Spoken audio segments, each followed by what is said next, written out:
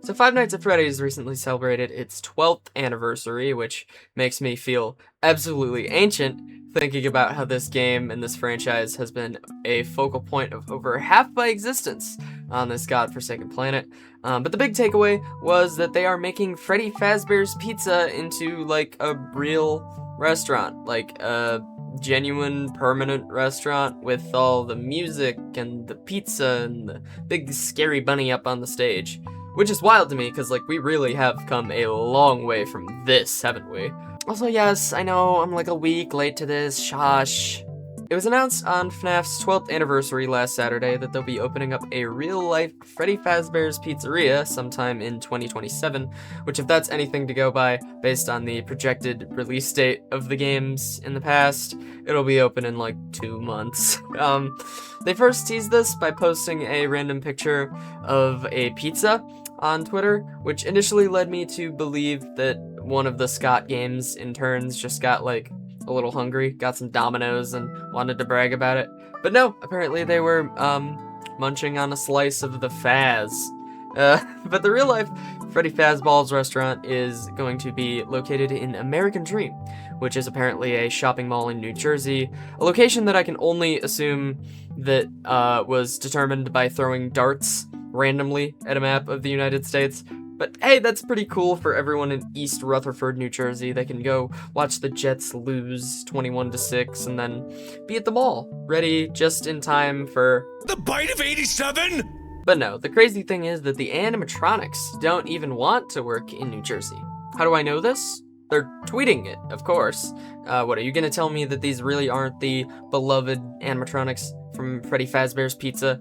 Do you really think that someone would just go on the internet and impersonate someone else, especially a beloved mascot like that? People don't do that. It has to be them. Anyways, the creative director slash manager slash whatever of American Dream said, "The only way this experience succeeds is if it's created by a team that knows Five Nights at Freddy's inside and out. The animatronic show has to be authentic. The food has to be high quality."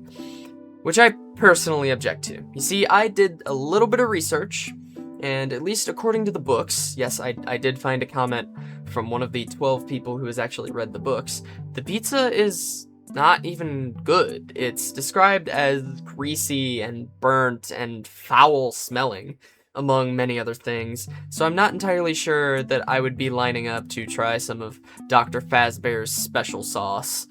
Jokes aside, it's pretty cool that this whole project is being worked on by people who are passionate about the FNAF franchise.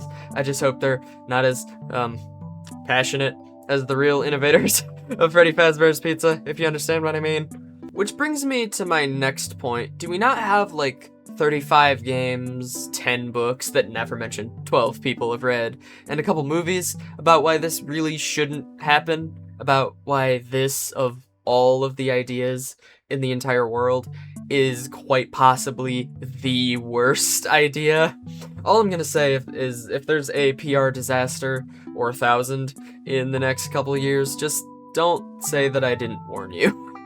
Obviously, I'm kidding, but it's just very funny if you think about it way too hard, like I tend to do, that many people looked at a fictional restaurant chain that is exclusively known for a series of incredibly unfortunate events taking place, to the point that perhaps the least realistic thing about the FNAF series, mimic and possessed robots and all, is that fucking company is still in business, and they still went, you know what, let's make that a real thing.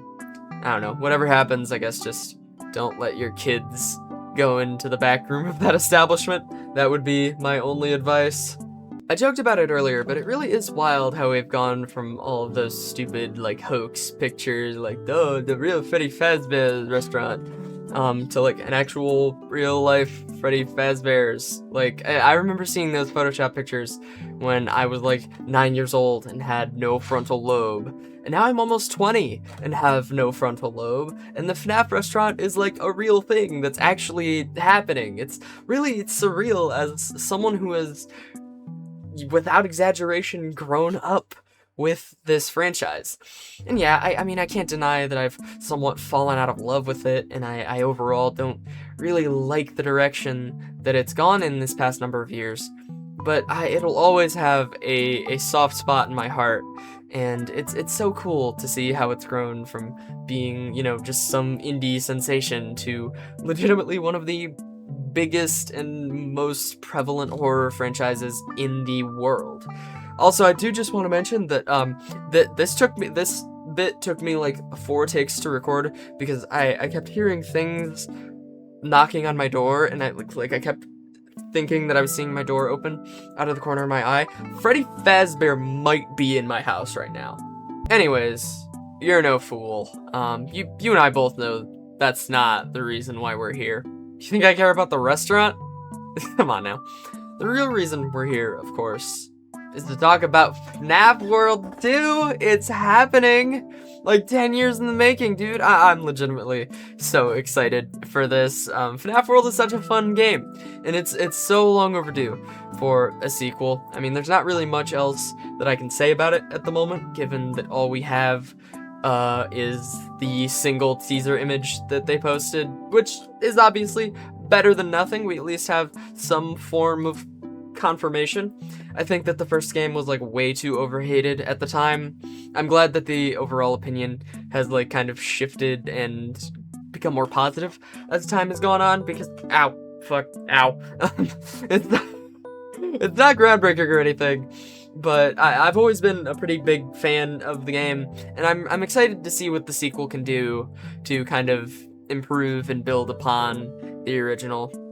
Oh yeah, and I guess Security Breach 2 is also something that's happening, but I'm not gonna sit here and lie to you. I don't fucking care. But yeah, that's basically all that happened for FNAF's 12th anniversary, which again, just really stabs me in the heart to even say. I still can't believe it's been 12 years since the release of the first game. But above all else, it's been crazy to watch this grow into something that has kind of redefined the entire horror genre for the last decade and change, both for better and for worse. That's a side tangent that is besides the point. We're not doing the mascot horror conversation today. That's a conversation for a different time. But isn't this neat? We still don't know when this restaurant is going to be opening up, but I know I'll definitely be keeping an eye on it. I'll probably end up making the trip out to New Jersey when the time comes to, you know, pay my close personal friend Freddy Fazbear a visit. But that's going to be all from me for now. Yeah, I just kind of wanted to get on here, talk about this for a little bit, because as much as I try to fight it, and I try to be a regular, normal commentary channel, I gotta talk about the nerd stuff every now and then. It's ingrained in my soul who I am as a person.